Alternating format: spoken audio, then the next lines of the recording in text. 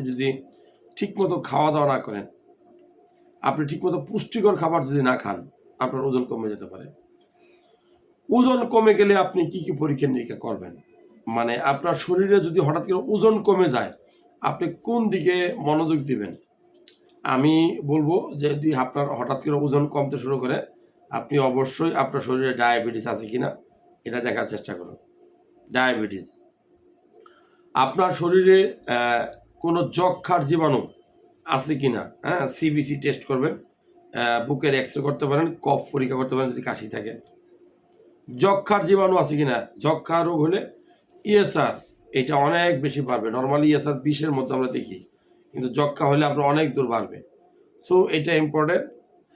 এছাড়া আপনি অবশ্যই ক্যান্সারের কোনো লক্ষণ আছে কিনা শরীরে, কোথাও কোনো অ্যাবনর্মাল টিউমার আছে কিনা, ঠিক আছে? ক্যান্সার তো মানুষের অনেক জায়গায় হয়, খাদ্যনালীতে ক্যান্সার হইতে পারে, প্যানক্রিয়াসে ক্যান্সার হইতে পারে, ঠিক আছে? আপনার প্রস্টেটে ক্যান্সার হইতে পারে, মেয়েদের জরায়ুতে ক্যান্সার হইতে পারে, ঠিক আছে?